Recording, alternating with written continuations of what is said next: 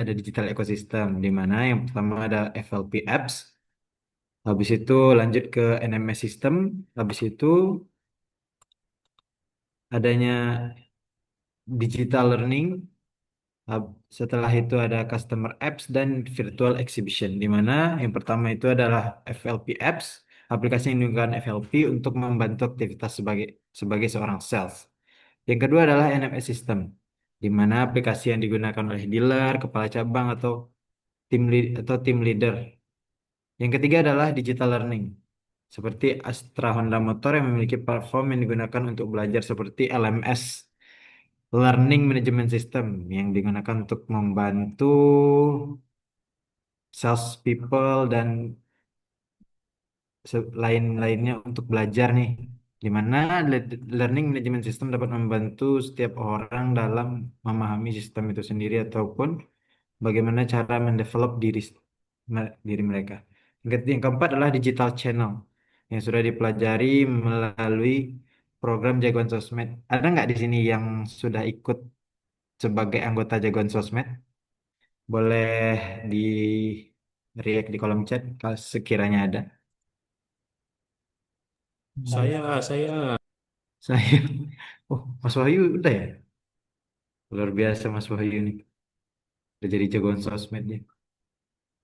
Kayaknya emang belum ada nih yang ikut jagoan sosmed. Oke, nggak apa sih. Tapi kalau mau ikut pun bagus juga. Tunggu di daftar dulu aja. Pas Pamfir, man. Boleh Mas Wahyu. Oke, yang kelima adalah customer apps, aplikasi untuk membantu customer. Habis itu virtual exhibition. Next, Bang.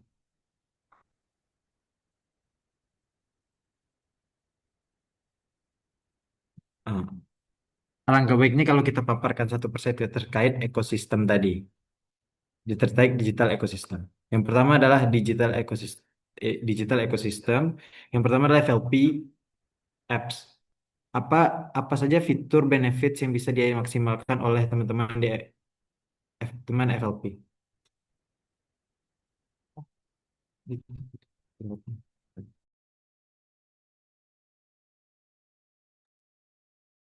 Nah, di sini ada FLP apps untuk H1 seperti sales management, yaitu ya fiturnya bisa dilihat ya bahwa di masing-masing main dealer pun ada terkait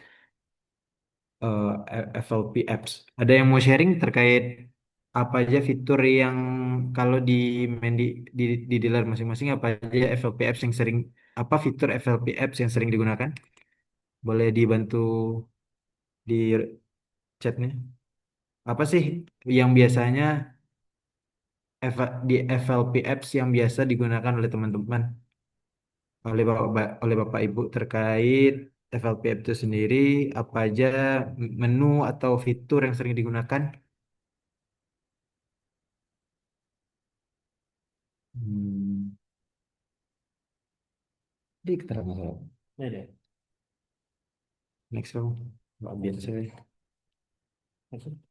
Next. Yang kedua adalah NMS. Ada lagi? Minimina. Oke, oke. My Hero. Wah, luar biasa ya nama aplikasinya My Hero. Ada lagi? Oke. Itu terkait FLP apps ada yang pakai Unimina, ada My Hero, luar biasa. Yang kedua ada melanjutkan dari digital ecosystem, yang kedua adalah NMS system.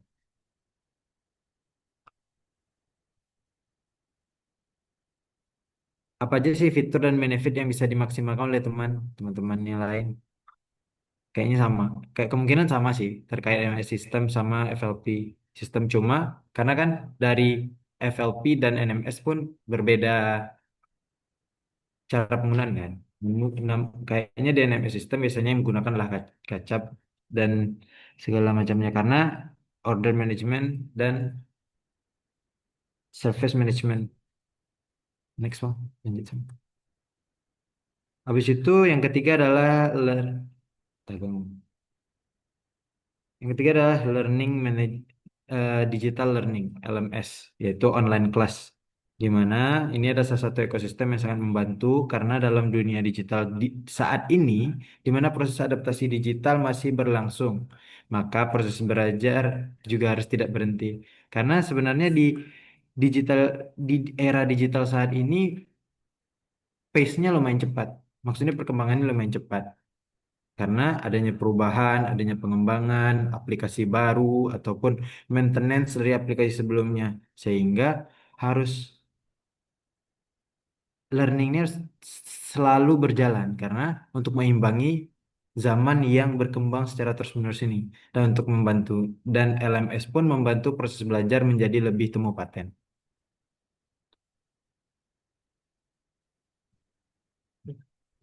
Udah jadi. Habis ini dan di sini kita ada nih digital learning untuk yang bisa digunakan oleh FLP, yaitu Honda Digital Ecosystem. Ada dua nih platform yang bisa digunakan oleh teman-teman untuk belajar secara digital di AHM. Yang pertama adalah Akademi Satu Hati, yang keempat adalah digital channel, menggunakan sosial media, WhatsApp atau email sebagai media digital yang ingin dimaksimalkan. Next, Bang. Biasanya digital channel yang saat ini digunakan dan untuk mengelola komunikasi dengan konsumen ada email, Instagram, Facebook, WA, TikTok, ataupun Twitter. Di sini ada nggak yang masih untuk komunikasi dengan konsumen masih menggunakan email?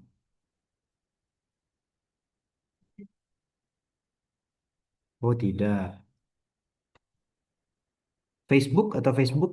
Karena saya lihat saat ini jarang orang yang main Facebook juga. Apa ada yang menggunakan komunikasi dengan Facebook? Oh ada, luas juga ya. Soalnya yang sering dilihat konten atau komunikasi dengan konsumen saat ini Instagram, WA ataupun TikTok. Tapi kalau Twitter mungkin ada beberapa, oh lebih ke IG, TikTok sama WA ya. Iya sih Mas. Iya sih Pak. Kalau Bapak Ibu kalau saat ini memang lebih sering orang menggunakan IG, WA dan TikTok. Karena kalau Twitter memang jarang kalau saat ini memang jarang digunakan untuk komunikasi karena memang lebih luas untuk melihat yang sering digunakan yang saya tahu ya menggunakan Twitter tuh bisa digunakan biasanya digunakan untuk melihat berita ataupun yang lagi trending saat ini. Facebook ternyata masih ada orang yang pakai, ada lumayan luas juga tapi ya sih sebagian besar menggunakan IG, WA dan TikTok saja untuk mengelola komunikasi dengan konsumen. Next.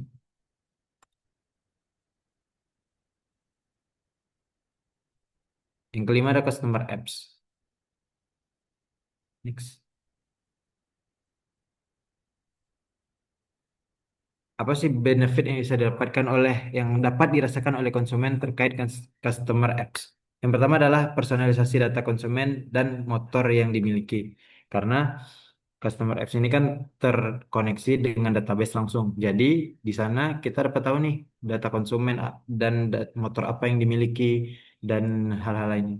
Yang kedua adalah kemudahan melakukan booking service.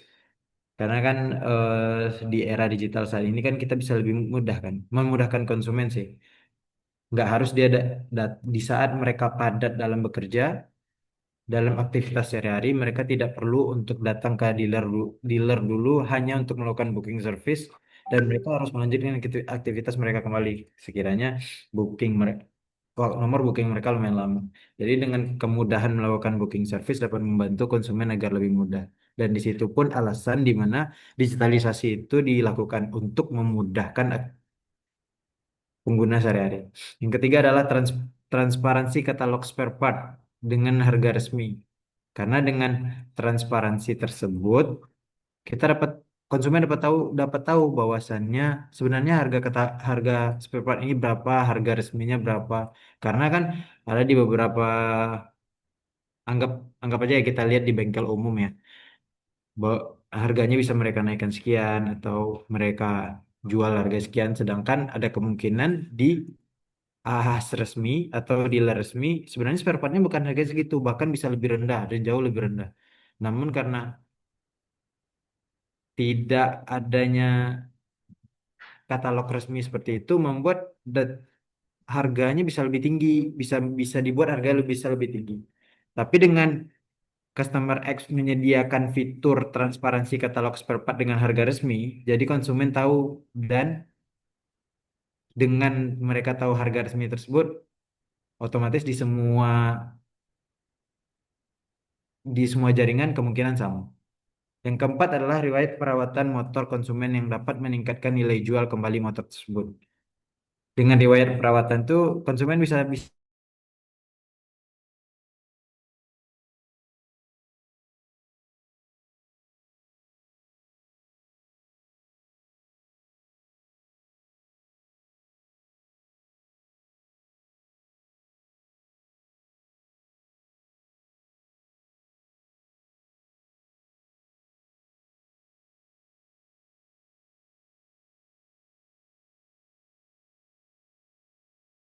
promo itu dengan promo yang diberikan oleh merchant partner, jadi konsumen ini bisa tertarik ingin untuk melakukan service atau segala macamnya melalui customer apps itu. Dan dengan 6 item ini saja kita dapat melihat bahwasannya customer apps dapat membantu konsumen dan memberikan benefit yang lebih untuk konsumen.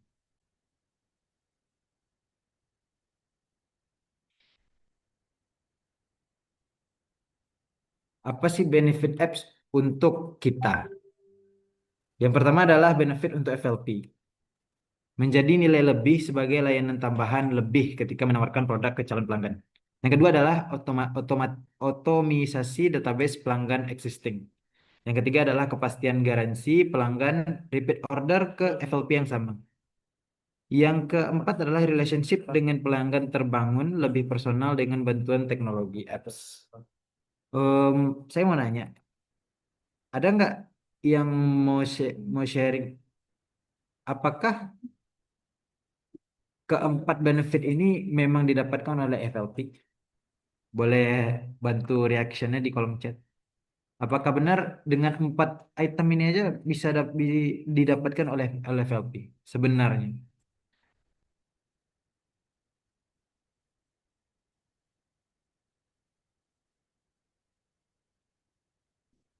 Hmm, oke, kayaknya udah pada ngantuk ya.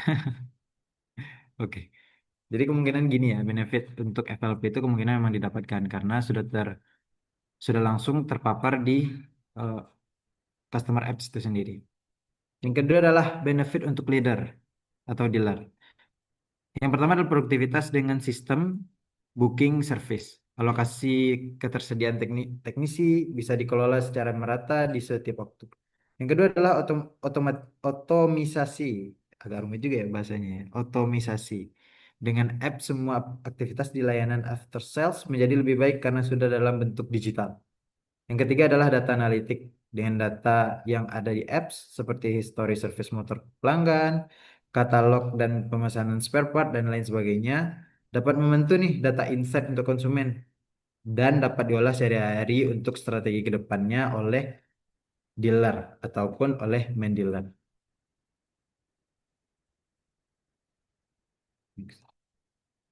Objek.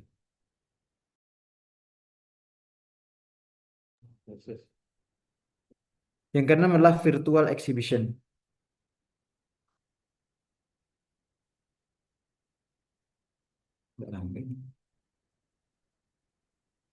Oh. Apa sih tanggung jawab dealer dalam virtual exhibition? Yang pertama adalah follow up ke customer. Yang pertama adalah perhatikan SLA, waktu maksimal melakukan follow up. Yang kedua adalah perhatikan golden time, waktu yang tepat melakukan follow up. Yang kedua adalah retargeting customer. Jika konsumen belum tertarik, maka ditawarkan lainnya seperti service ataupun bundling ataupun apparel ataupun aksesoris yang dapat ditawarkan ke konsumen. Karena siapa tahu kan konsumen itu tertarik juga kan. Entah apparel atau misalnya service yang bisa kita maintain setiap 3 bulan atau 6 bulan mereka rutin datang. Kita bisa tawarkan juga ke konsumen ataupun aksesoris-aksesoris motor yang sebenarnya menarik Cuma karena kita belum memaksimalkan untuk mentargetnya ke konsumen atau belum menawarkannya konsumen, mungkin konsumen belum tahu. Padahal sebenarnya dengan aksesoris tersebut dapat membuat motor lebih menarik. Itu salah satunya sih. Salah satu retargeting customer karena retargeting customer ini tujuannya bu- bila konsumen tidak tertarik untuk RO, kita bisa tawarkan hal yang lain juga.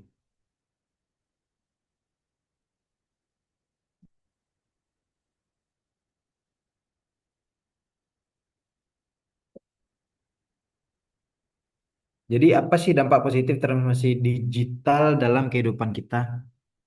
Boleh. Yang pertama kan kita udah tahu nih dengan FLP apps kita konsum FLP dapat lebih mudah dalam melakukan transaksi ataupun memantau konsumen dan segala macamnya. Yang kedua kita dengan NMS system tadi kita udah dari segi dealer bisa memonitoring terkait kon- konsumen ataupun sales ataupun FLP-nya FLP. Yang ketiga adalah LMS online yang dapat membantu untuk learning management system. Kita membantu kita belajar, mengembangkan diri. Yang keempat adalah digital channel, yaitu yang seperti dipaparkan oleh Mas Egi tadi yang biasanya memang salah satu kalau mereka biasanya menggunakan WA, TikTok ataupun IG sebagai media komunikasi untuk berhubungan dengan konsumen. Yang kelima adalah customer apps yang dapat membantu konsumen dalam melakukan aktivitas ke dealer ataupun kegiatan ke dealer. Salah satunya adalah booking service tadi yang dapat memudahkan konsumen untuk booking dulu sesuai dengan jadwal. Mereka tidak perlu datang ke AHAS dulu hanya untuk melakukan booking karena mereka bisa melakukan booking melalui apps. Yang keenam adalah virtual exhibition. Next. Coba, coba, coba.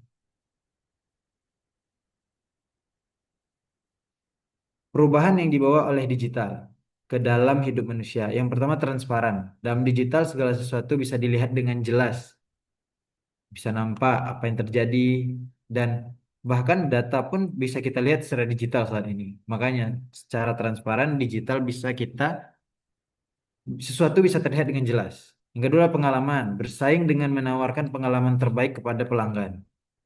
Dengan pengalaman yang luar biasa, pengalaman bersaing dengan menawarkan pengalaman terbaik itu kita bisa sharing terkait pengalaman apa sih yang bisa kita dapat dari jaringan ini. Apa sih yang bisa kita dapat saat melakukan service di jaringan ini.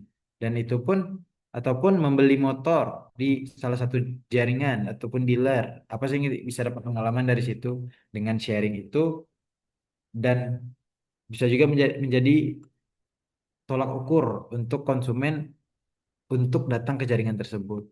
Yang ketiga adalah jaringan. Bersaing dengan menciptakan efek jaringan atau network yang menguntungkan pelanggan.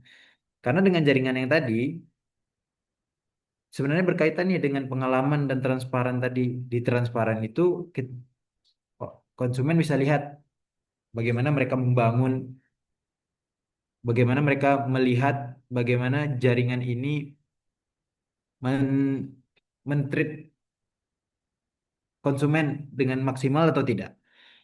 Dan dengan pengalaman tadi bisa dilihat bahwasannya mereka apakah konsumen ini sharing ataupun berbagi dalam pengalaman tersebut. Dan di jaringan harus memaksimalkan pengalaman dan transparansi ini karena bisa menciptakan efek kepada jaringan atau network yang dapat menguntungkan pelanggan karena mereka melihat kan bahwasannya berdasarkan pengalaman dan transparansi tadi.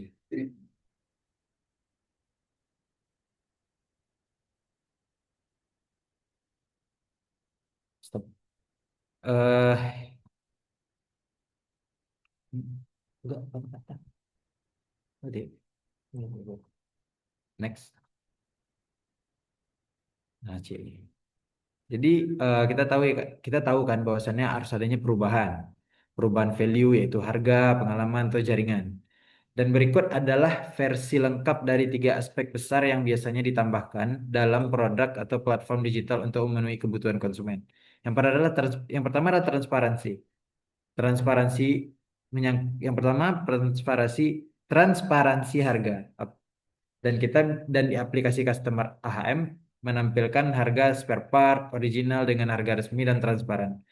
Yang kedua adalah custom layanan. Aplikasi AHM yang menampilkan perkiraan biaya sesuai dengan paket service dan spare part yang dipilih oleh konsumen. Yang ketiga adalah transparansi status. Aplikasi marketplace menampilkan progres pemesanan barang, pengiriman sampai barang datang. Yang keempat adalah tracking. Contohnya seperti aplikasi food delivery yang menampilkan posisi driver saat melakukan pemesanan, di mana mereka dan sudah sampai mana mereka untuk mengantarkan pesanan kita. Yang kelima adalah ketersediaan. Di aplikasi AHM sendiri menyediakan informasi ketersediaan spare part yang dibutuhkan konsumen. Seperti customer apps tadi. Mereka menampilkan harga resmi untuk bisa dijadikan patokan oleh konsumen. Next. Yang kedua adalah pengalaman. Pertama adalah memberdayakan pengalaman. Customer empowerment. Wah, luar biasa ya bahasanya ya. Ya, customer dapat melakukan aktivitas dalam aplikasi tersebut sesuai keinginan mereka. Contoh, bisa pilih spare part motor yang ingin dipakai dengan customer apps Honda.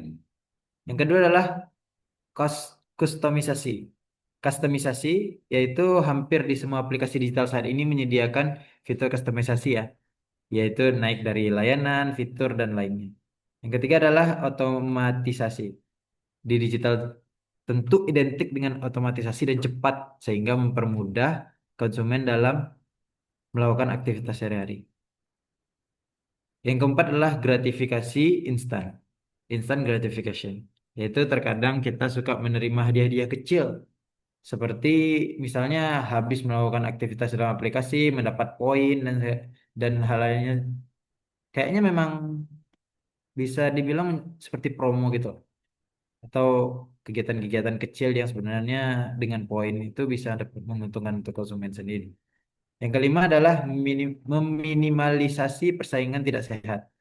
Contohnya seperti GoFood tadi, di mana dalam dunia digital semua memiliki peluang yang sama. Padahal sebenarnya dengan peluang yang sama itu, tapi ada sesuatu yang memberikan nilai lebih dari GoFood itu sendiri kan, yang membuat mereka bisa memakai aplikasi itu. Sebenarnya tergantung kualitas produk juga menjadi tolak ukur dari penggunaan digitalisasi.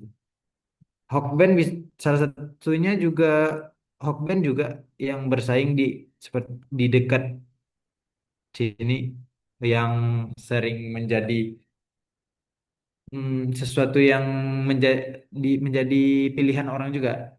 Hokben atau ayam geprek juga kayaknya memang ayam geprek memang relevan dengan kami ini kayaknya. Yang ketiga,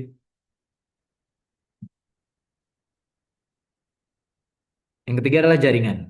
Yang pertama adalah pasar digital, yang produk digital atau service digital memberikan layanan digital marketplace yang lebih mudah untuk diakses.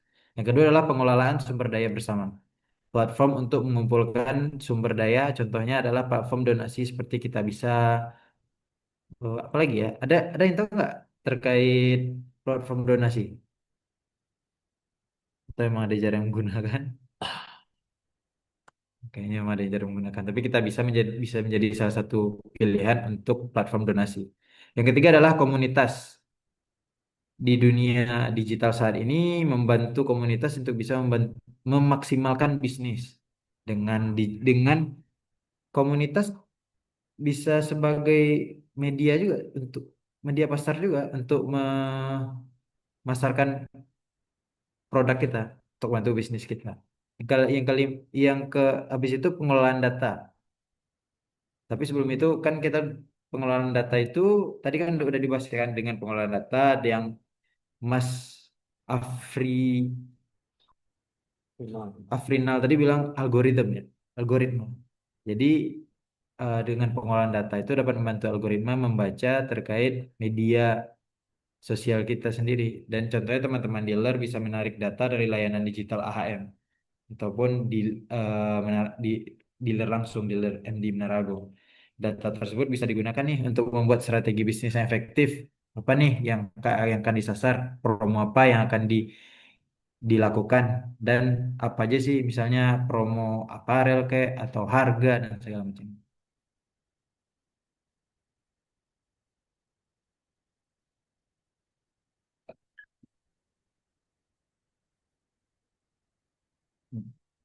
Berdasarkan temu paten tadi,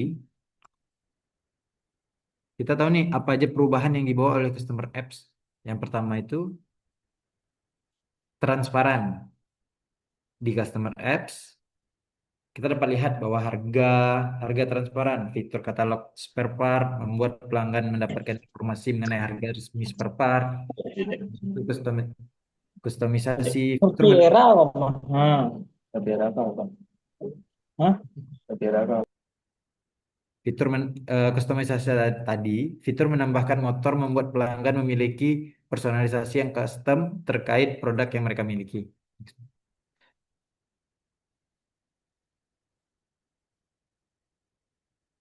Habis itu pengalaman yang kedua, yaitu automation, fitur booking yang bisa dilakukan hingga 90 hari ke depan, membuat pelanggan bisa membuat rencana servis secara otomatis.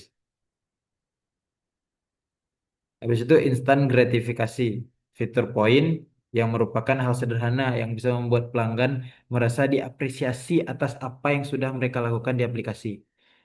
Yang dengan apresiasi kecil itu mereka bisa semangat nih untuk mengakses fitur-fitur yang ada di customer apps. Yang ketiga adalah jaringan. Jaringan itu menyangkut komunitas plus ekosistem. Karena dengan fitur komunitas, pelanggan dapat terkoneksi dengan pelanggan lain sesuai daerah masing-masing. Habis itu digital marketplace. Fitur transaksi membuat pelanggan dapat dengan mudah bertransaksi spare part original dengan harga yang resmi.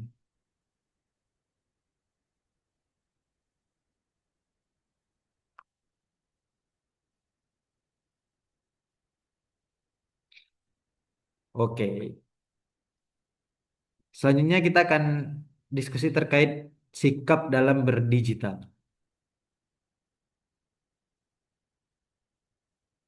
Yang pertama adalah digital communication. Salah satu yang paling penting dalam mengelola sikap di media digital adalah cara berkomunikasi. Bagaimana nih kita menggunakan media sosial atau media digital sebagai untuk komunikasi dengan konsumen ataupun antar jaringan dan sebagainya. Tapi sebelum itu kita discuss dulu nih terkait apa pendapat Bapak Ibu tentang berkomunikasi di media digital dan tantangannya apa yang sering dialami oleh Bapak Ibu. Bagaimana komunikasi di media digital dan tantangan yang sering dialami apa? Boleh dibantu di kolom chat?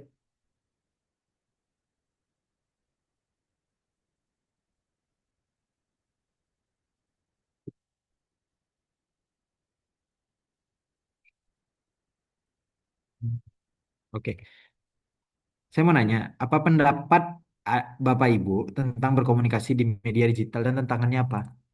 Boleh bantu di kolom chat terkait terkait berikan saran atau pendapat dari Bapak Ibu apa yang selama ini sering dialami dari berkomunikasi di media digital dan tantangannya apa?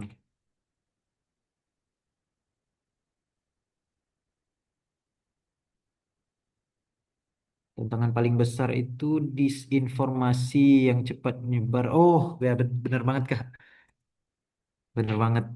Tantangan paling besar itu emang disinformasi sih salah satunya di media sosial. Karena orang cepat terkadang dari komen aja orang cepat percaya kan dal dal apa yang terjadi saat itu dan bisa mempengaruhi orang juga. Benar sih salah satu disinformasi. Ada lagi?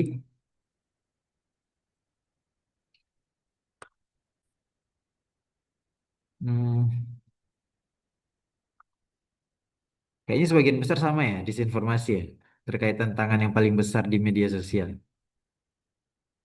Ah, risiko privasi dan keamanan data memang benar, benar banget. Karena beberapa kasus ada juga kan yang data pribadi tersebar di media sosial dan itu dapat diakses oleh semua orang. Ada, benar banget. Ada lagi? Kayak udah pada ngantuk. Salah paham. Waduh, kayaknya ini menyangkut masalah pribadi nih. Luar biasa. Salah paham. Oke, ada lagi? Menyesuaikan dengan kebutuhan audiens, benar banget. Karena apa yang kita komunikasikan di media digital disasar ke konsumen yang tepat. Karena tidak semua konsumen memang membutuhkan informasi yang kita bagikan kan di media sosial tersebut. Benar-benar banget. Benar banget ya Pak Ibu terkait ba- problem-problem yang sering terjadi. Karena beberapa kali saya memang mengalami juga terkait itu.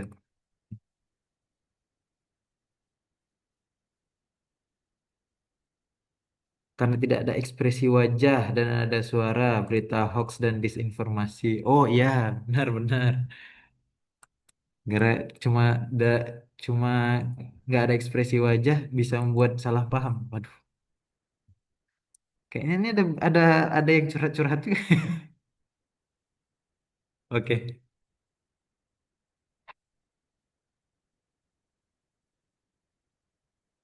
oke. Kita lanjut diskus ya, Bapak Ibu. Apa sih kesalahan yang sering terjadi saat kita berkomunikasi di media digital? Seperti itu. Memang sih, tapi kan udah dibahas juga tadi kan, bahwasannya yang sering terjadi itu adalah tantangan paling besar itu disinformasi yang cepat menyebar ataupun risiko privasi keamanan data. Dan juga ada yang karena tidak menyesuaikan dengan kebutuhan audiens, benar banget.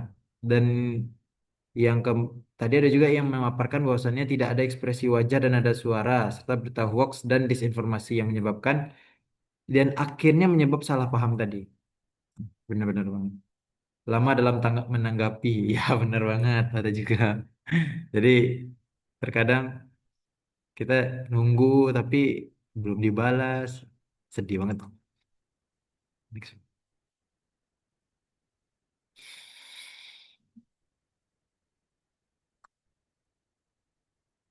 next. Bentar, bentar. Oke. Ini kita lihat nih, ternyata sebenarnya ada elemen komunikasi yang yang sebenarnya kita butuhkan di elemen komunikasi. Yang pertama adalah kita harus tahu nih apa yang ingin kita sampaikan kepada audiens. Dalam elemen komunikasi ada sebenarnya ada dua hal aja nih. Yang pertama adalah apa yang ingin disampaikan. Kita harus pasti bahwa apa yang ingin disampaikan itu valid, bukan hoax seperti tadi. Kita harus pasti dulu terkait apa yang ingin kita sampaikan. Kalau kalau tidak dan sampai menyebarkan hoax, muncul disinformasi tadi. Dan kita harus menyampaikan bukan ujaran kebencian ataupun bukan body shaming dan bukan pelecehan. Yang bisa dibilang jangan memaparkan sesuatu yang mel- mengandung unsur sara. Yang kedua adalah bagaimana cara kita menyampaikannya. Yaitu kita harus tahu nih, kita harus perhatikan bagaimana tutur bahasa ketika ingin menyampaikan pesan kita. Walau tutur kata kita sudah baik, kita harus melihat etis atau tidaknya kalau dilihat dari perbedaan budaya, usia, ataupun geografis. Apabila kita menyampaikan pesan dengan cara yang salah, maka informasi itu tidak bisa diterima dengan baik oleh konsumen ataupun ke lawan komunikasi kita sehingga salah satu dapat menyebabkan salah paham tadi atau disinformasi tadi.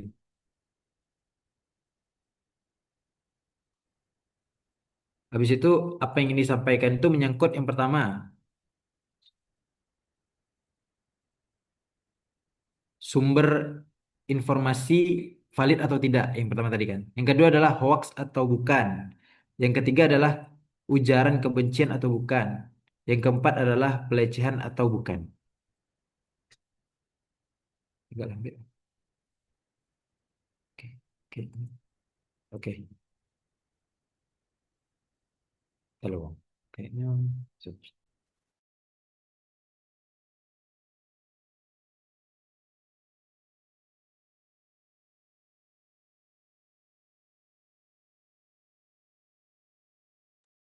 Oke. Yang kedua adalah bagaimana cara menyampaikan. Bagaimana tutur bahasa? Bagaimana cara kita menyampaikan tutur bahasa yang baik sesuai dengan etis atau tidaknya bahasa kita, kan karena ada perbedaan budaya, kan usia ataupun geografis. Yang kedua adalah seperti tadi yang sudah saya bilang, etis atau tidaknya. Karena perbedaan budaya, usia dan geografis berpengaruh. Di budaya daerah ini kita pun harus menyesuaikan bagaimana kita menyampaikannya. Dan masih yang kedua adalah usia, kan. Usia, range usia sekian, gini cara kita berkomunikasinya. Karena kayak berkomunikasi dengan Gen Z pun ada caranya juga, kan. Berkomunikasi dengan boomer pun ada caranya dan lain sebagainya. Dan ada perbedaan geografis juga terkait bagaimana nih komunikasi dengan orang yang berasal dari daerah ini. Itu pun perlu dipelajari juga bagaimana cara menyampaikannya, dan itu termasuk dalam elemen komunikasi.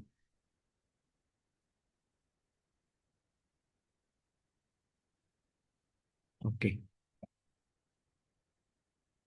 Dan kesalahan umum yang umum berkomunikasi di media digital itu apa sih?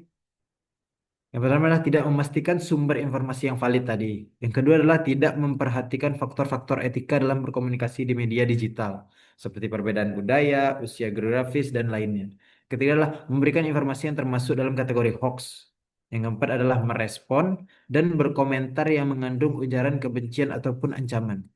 Yang kedua adalah merespon atau berkomentar yang mengandung body shaming ataupun bullying. Yang keenam adalah merespon dan berkomentar yang mengandung pelecehan seksual atau SARA yang saya bilang tadi. Mengangkut suku, agama, ras, dan satu lagi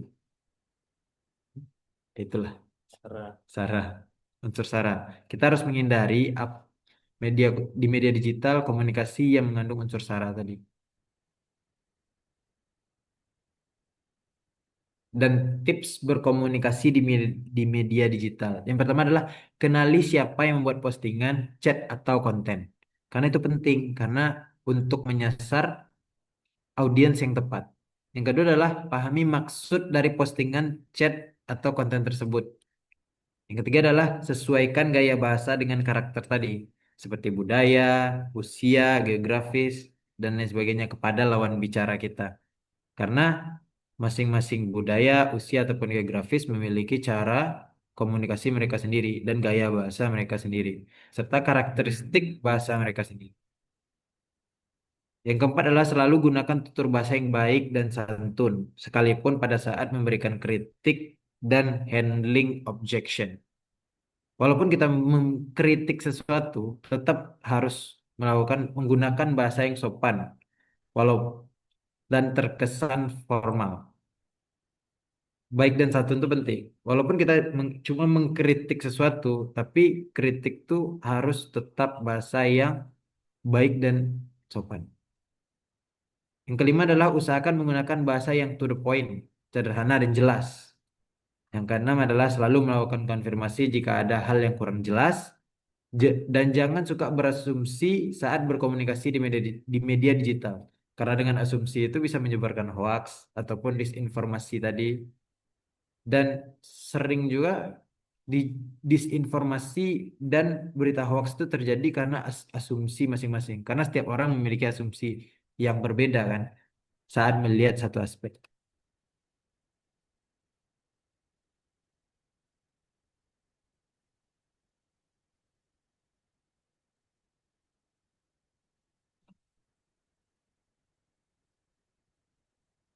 Ini ada nih kerangka penanganan suara konsumen secara online. Itu inquiry, yaitu berapa sih harga harga Scoopy?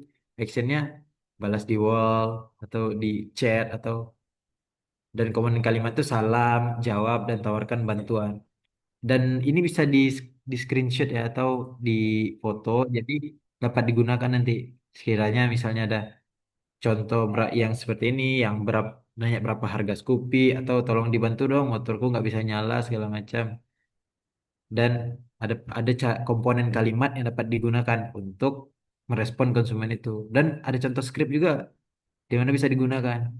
Dan tetap perhatikan notes, perhatikan profil konsumen, ada yang cocok dengan bapak ibu atau enggak, atau notes-notes yang bisa digunakan.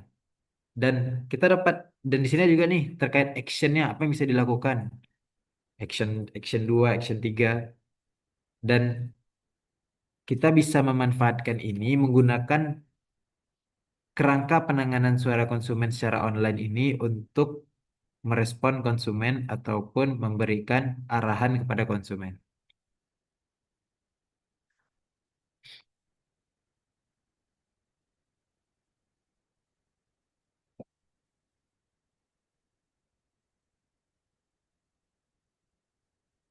Hmm.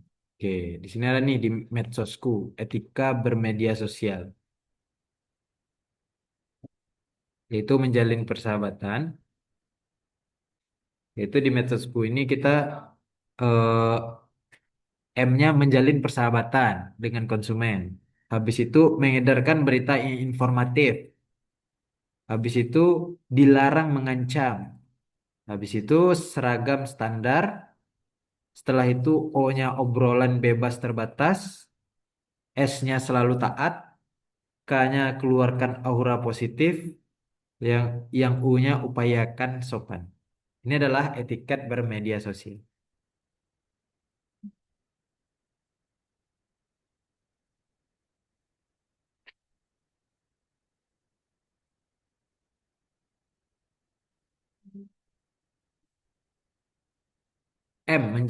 Yang pertama kita jabarkan ya. Medsosku tadi. Menjalin persahabatan, memiliki muatan engagement dengan konsumen. Ucapkan selamat ulang tahun kek, atau hari raya, atau cerita terkait hobi, atau kegiatan di dealer dan lain-lain.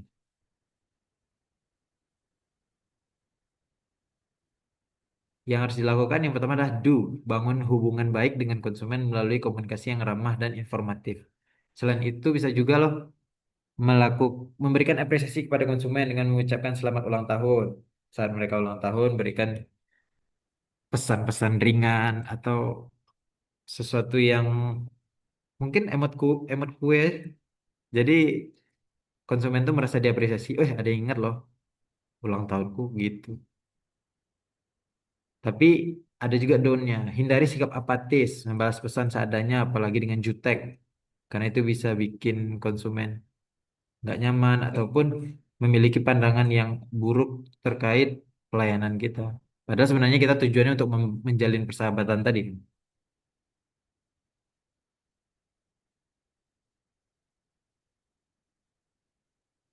Yang kedua, adalah edarkan berita informatif. Ada informasi yang dibutuhkan konsumen, yaitu kontennya yang relevan, seperti promosi motor, atau spare part Honda, ataupun tips trik, hobi, ataupun optimisme, serta pengetahuan yang valid, bukan berita bohong atau hoax ya, yang dapat menyesatkan atau merugikan konsumen dan perusahaan. Dan yang bisa dilakukan adalah bagikan informasi produk terbaru Honda, fitur motor atau hobi ataupun touring yang bisa jadi referensi bagi konsumen ataupun pengetahuan untuk konsumen. Siapa tahu mereka bisa membagikan ke orang lain juga kan. Dan jangan membagikan berita yang tidak relevan dan hoax seperti tadi. Itu dapat memberikan impact yang buruk bagi konsumen ataupun bagi jaringan dan dapat menggiring opini negatif.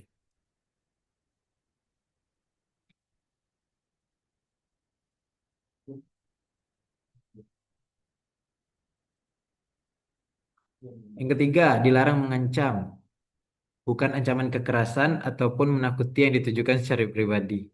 Dan yang harus dilakukan adalah selalu berikan respon positif dengan kalimat asertif dan persuasif. Jadi konsumen merasa nyaman dengan kita.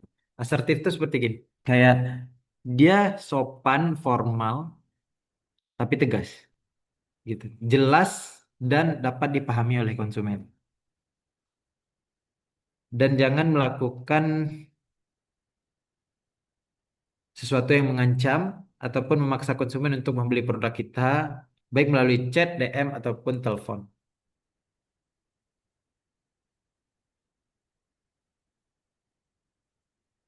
Yang keempat adalah seragam standar, menggunakan seragam dan atribut sesuai dengan standar Honda. Yaitu seperti yang sudah dipaparkan, gunakan seragam standar Honda yang bersih, rapi, supaya nyaman untuk dilihat oleh konsumen ataupun calon konsumen kita. Dan jangan pakai baju yang belel-belel ini gimana ya? Udah longgar banget gitu lah. Atau belel itu bahasa gimana? Hah? Belel, ya Belum. gitulah.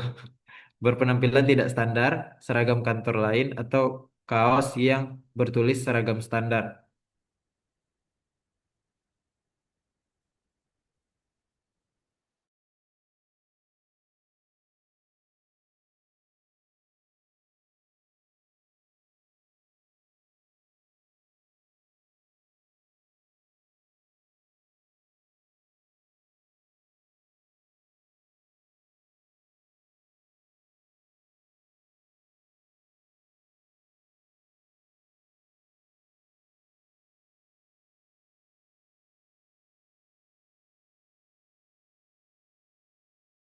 Undang-Undang ITE pasal 7 sampai 29.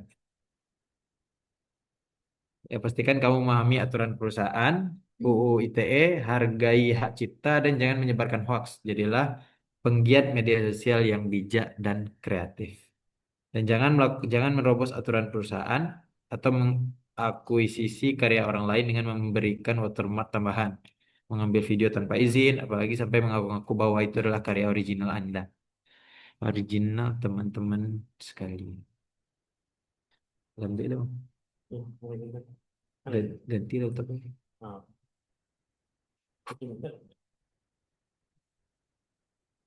Yang ketujuh adalah keluarkan aura positif.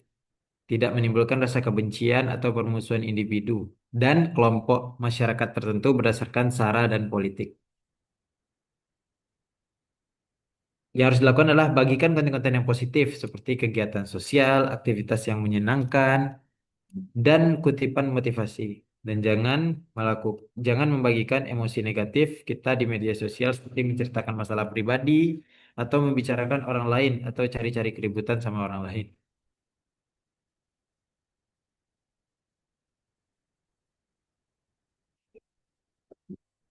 Yang kedelapan adalah upayakan sopan, menggunakan konten foto, musik sesuai dan tepat. Tidak mengandung unsur asusila, pornografi, dan kata-kata kasar lainnya.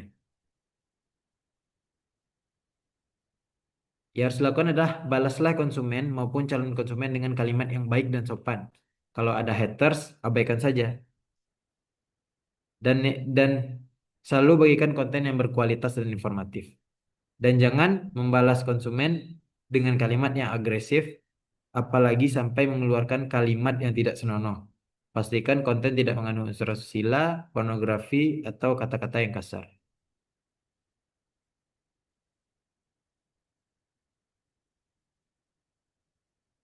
Prioritas. Nah, di sini kita tahu nih, kita harus menentukan skala prioritas kita. Temu berdasarkan temu paten tadi. Dan pada tahap ini kita tahu nih, kita akan melakukan identifikasi terkait aktivitas-aktivitas kita. Kemudian mengelompokkannya berdasarkan kriteria mendesak dan penting. Dan di sini kita dapat mengelompokkannya berdasarkan metrik teori Eisenhower, di mana kita akan membagikannya terkait tidak penting dan tidak mendesak, tidak penting dan mendesak, penting dan tidak mendesak, dan penting mendesak. Dan ini contoh matriksnya, di mana kita tahu bahwasannya ada penting dan mendesak, di mana kegiatan tersebut bisa kita dahulukan untuk dilakukan, yang memang itu urgent dan harus diselesai saat itu. Hmm, yang kedua adalah penting dan tidak mendesak. Yang ketiga adalah tidak penting dan mendesak, tidak penting dan tidak mendesak. Dan sebenarnya matriks ini bisa bisa digunakan sehari-hari dan bisa kita aplikasikan sehari-hari untuk memanage aktivitas kita sehari-hari. Dan untuk diskusi kali ini, menurut teman-teman, apa saja nih kegiatan yang masuk ke kuadran masing-masing? Yang pertama kita bahas dulu terkait tidak penting dan tidak mendesak. Bisa berikan komen di chat apa sih kegiatan yang tidak penting dan tidak mendesak? Boleh teman-teman bagikan reactionnya atau pendapatnya terkait kegiatan aktivitas atau skala prioritas yang tidak penting dan tidak mendesak. Hmm.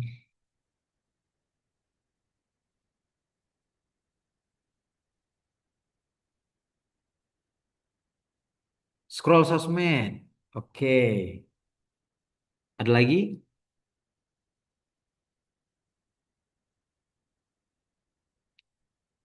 Bisa bener juga sih. Bermain game. Oke. Tidak penting dan tidak mendesak ya. Bener banget. Ada lagi?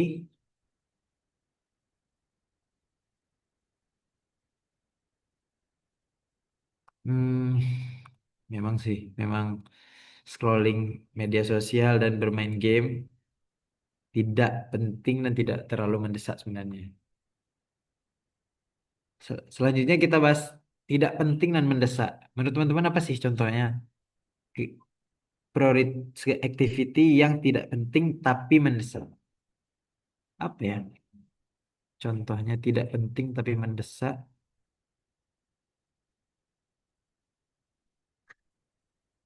Apakah angkat telepon? Oh, cek HP setiap saat. Benar, benar banget. Ada lagi? Apa ya? Boleh bagi pendapatnya Mas Wahyu? Aktivitas yang tidak penting tapi mendesak. Bahas chat yang tidak urgent. Bisa. Apa lagi ya? Ada lagi? Mana tuh penting? Tidak penting tapi mendesak. Penting tapi mendesak. Menurut Mas Wahyu nggak Sakit perut. Mau sakit? ya mau ke toilet kan nggak penting sebenarnya itu, tapi mendesak. Harus Bener nggak Bapak Ibu? Apa yang dipaparkan oleh Mas Wahyu tadi? Tidak penting dan mendesak ke toilet bisa bisa jadi sih. Nah, habis itu kita penting dan tidak mendesak. Menurut Bapak Ibu apa ya? Activity yang penting tapi tidak mendesak. Boleh berikan jawabannya terkait activity yang penting tapi tidak mendesak. Macam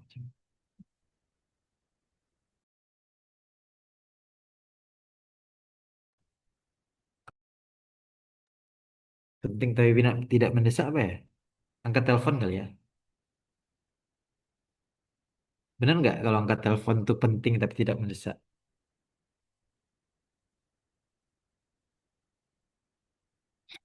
Membuat perencanaan kegiatan, Bang. Penting tapi tidak mendesak bisa. Bener banget. Ada lagi?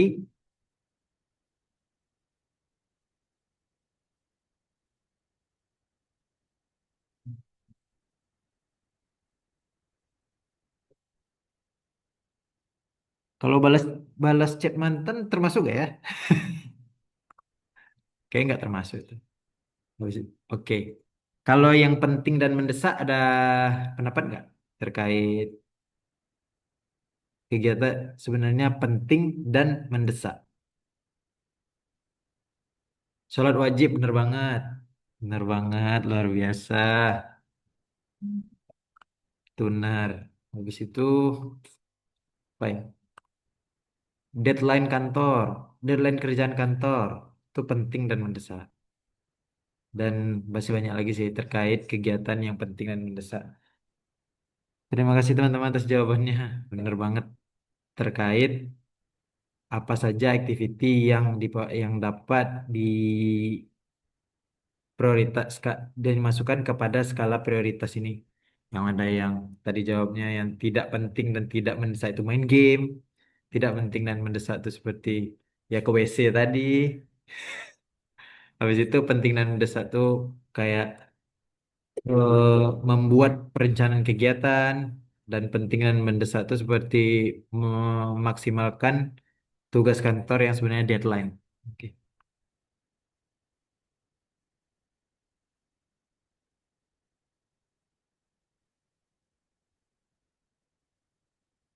Hmm. Dan sebenarnya ada sih dipaparkan terkait misalnya penting dan mendesak itu follow up prospect leads. Dia cari prospek baru untuk teman-teman dan respon pertanyaan atau komplain konsumen. Dan itu membuat konten di medsos untuk meningkatkan penjualan itu ataupun meningkatkan ketertarikan konsumen ke jaringan kita. Penting dan yang kedua adalah penting dan tidak mendesak. Buat perencanaan strategi jualan seperti yang dipaparkan oleh Mas Egi tadi. Habis itu membangun membangun relationship online dan offline. Ya, yang ketiga adalah improve skill, misalnya dengan membaca buku, training menggunakan LMS tadi, Learning Management System. Yang keempat adalah mencari referensi konten untuk sosial media. Yang ketiga adalah tidak penting dan mendesak. Benar banget yang dipaparkan oleh Mbak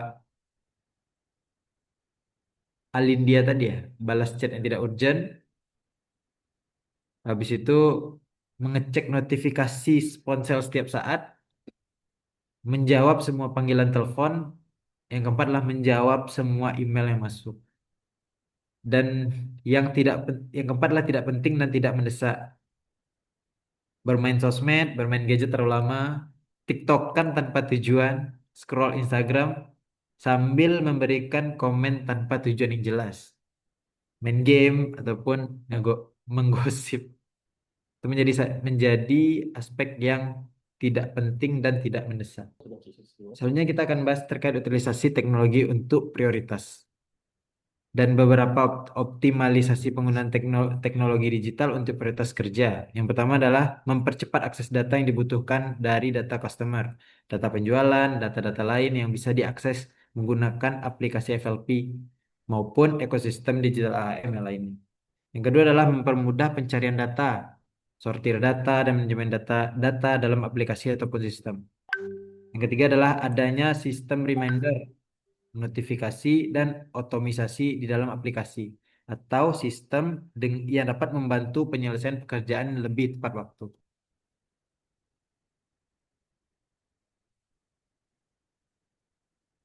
Habis itu security awareness, menjaga keamanan data, contohnya kasus keamanan digital yang sering terjadi. Karena itu tahu kan, salah satu yang sering terjadi adalah kebocoran data. Habis itu data tersebar di media sosial yang membuat keamanan data menjadi salah satu hal yang sangat penting saat ini. Kenapa sih data kita berharga? Untuk apa sih? Karena dengan big data tadi kita dapat ada nih beberapa aspek nih yang dapat dilakukan, yang dapat terjadi dan membuat kenapa data kita itu sangat berharga. Yang pertama, big data itu akses password, akun referensi pinjol dapat terjadi, profiling target afiliasi politik, profiling iklan di media sosial, bob- bobol layanan perbankan, telemarketing, dan bobol layanan dompet digital dan semua termasuk ke dalam big data yang dapat menjadi problem sekiranya itu tersebar di media sosial. Dan itu harus hati-hati banget ya terkait hal tersebut. Habis itu ragam modus pencurian data. Yang pertama adalah phishing, pengelabuan melalui berbagai tautan digital dengan tujuan pencurian akses. Yang kedua skimming, pencurian informasi data pribadi nasabah dalam konteks finansial. Yang ketiga adalah SIM SIM swap fraud, eh, upaya duplikasi data pribadi melalui pertukaran SIM card seseorang untuk memperoleh data penting korban. Yang keempat adalah operator phone, pencurian data pribadi melalui upaya menelpon dan mengaku sebagai staf CS atau staf dari pihak tertentu untuk mendapatkan data pribadi korban. Empat aspek itu sering terjadi di saat ini. Dan data apa sih yang harus dilindungi?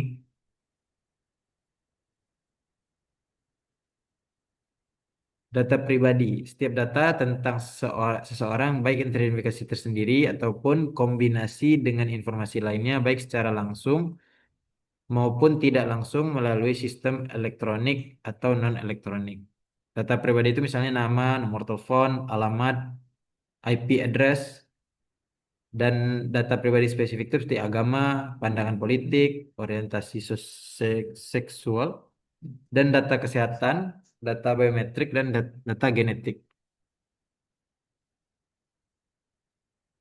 Dan data-data ini bisa didapat saat SPK. Jadi FLP dihimbau hati-hati, sensitif, dan waspada karena data ini sudah ranah data pribadi dan harus dilindungi dan hanya dimiliki untuk kepentingan dealer Honda.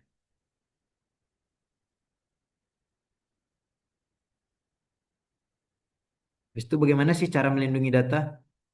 Yang pertama pengamanan data personal, perkuat kata sandi. Habis itu menyalakan fitur autentifikasi dua langkah. Yang ketiga adalah berhati-hati mengangkat telepon yang tidak dikenal. Yang keempat adalah gunakan aplikasi Messenger atau chatting yang terenkripsi. Yang kelima, jangan menggunakan membagikan kode nomor ataupun nomor OTP. Yang keenam adalah jangan memposting data pribadi di media sosial. Dan pencegahannya hindari mengklik situs-situs yang meragukan. Yang kedua adalah pertimbangkan memberikan data pribadi terutama di situs atau aplikasi yang meragukan. Yang ketiga adalah hindari penggunaan WiFi publik. Habis itu gunakan password yang dapat diandalkan. Yang kelima adalah cermati aplikasi dan fitur-fitur yang digunakan dan saat menginstal aplikasi tersebut. Dan cermati spell error dalam tautan yang mencurigakan. Yang ketujuh adalah jangan tergiur hadiah atau bonus undian yang bombastis. Habis itu data konsen. Yang pertama kita harus melindungi data konsumen. Yang kedua, dealer ada kepastian hukum untuk menggunakan data tersebut untuk kepentingan internal dan promosi.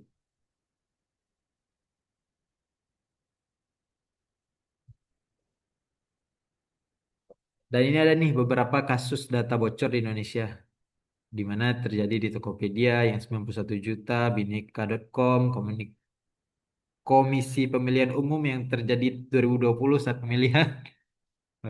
Habis itu Bukalapak, data COVID-19. Habis itu dari aplikasi Cermati, Kredit Plus, BPJS Kesehatan dan lain sebagainya. Dan Indonesia termasuk 10 negara negara terbesar dengan kebocoran data. Dan konsekuensi jika menyalahgunakan data konsumen. Yang pertama adalah dari segi pribadi dapat menyebabkan denda dari segi keuangan, dari segi uang, pidana penjara, PHK, terlilit hutang ataupun keluarga bermasalah. Yang kedua adalah dari segi dealer.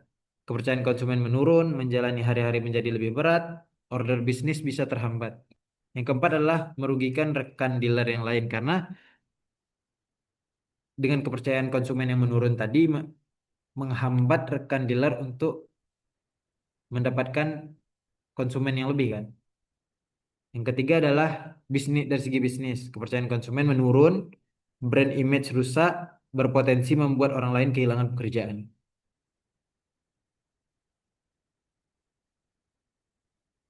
Ini adalah payung hukum keamanan data, yaitu berdasarkan Undang-Undang ITE, di mana pasal 27 pelanggaran penyebaran konten kesusilaan, pasal 28 berita bohong, pasal 29 ancaman kekerasan, dan cyber defense crime, pasal 30 akses ilegal, intersepsi ilegal, gang, pasal 32 gangguan terhadap data, pasal 33 gangguan terhadap sistem, pasal 34 penyalahgunaan perangkat.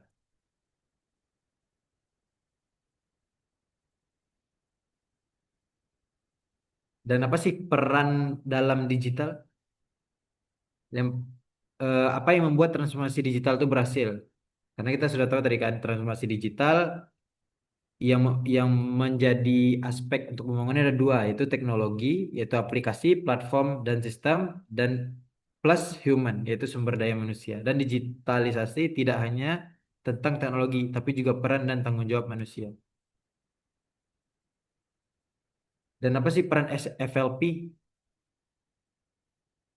dalam digitalisasi? Yang pertama, utilisasi penggunaan apps, optimalisasi penggunaan semua alat bantu kerja yang berbentuk media digital. Yang kedua, bersikap proaktif mencoba dan menggunakan fitur-fitur yang ada.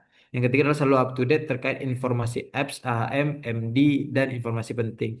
Dan selalu menggunakan gaya komunikasi yang positif dan proaktif. Seperti di medsosku, merekomendasikan konsumen untuk menggunakan aplikasi demi kemudahan bertransaksi.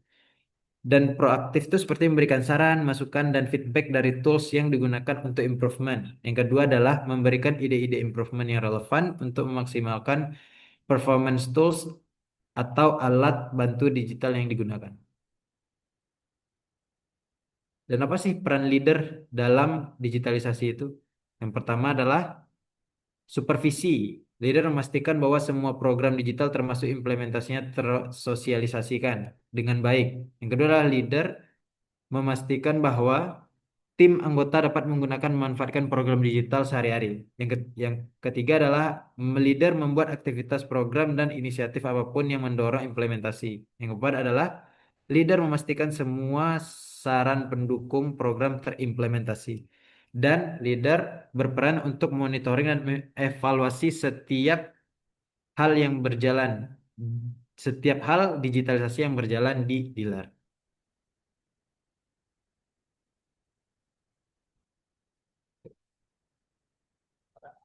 Dan yang menguntungkan juga dari segi digitalisasi adalah fleksibilitas dan penggunaan. Yang mekanisme darurat setiap sistem memiliki tombol darurat yang bisa diaktifkan dengan kriteria tertentu, tapi tidak diaktifkan secara terus-menerus. Ini contohnya ya. Oh, studi case lewat aja.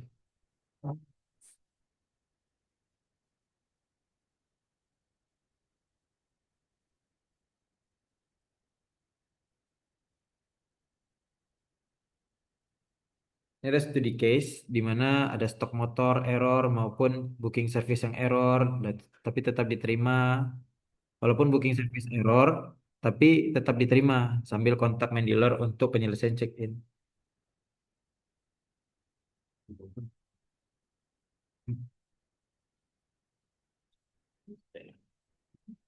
Habis itu misalnya case studinya cek stok motor error, mau cek stok motor tetapi tidak bisa via aplikasi. Maka telepon ke dealer untuk tahu status stok terkini. Dan apa sih situasi yang pernah dialami terkait fleksibilitas dan mekanisme darurat? Yang pertama ada ulakan konsumen.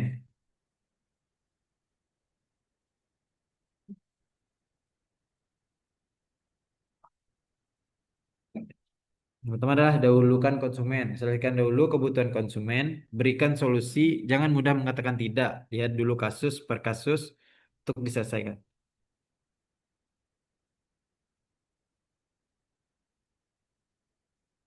Dan yang membuat transformasi digital itu berhasil is not digital transformation is not about technology. It is about strategy and new way of thinking.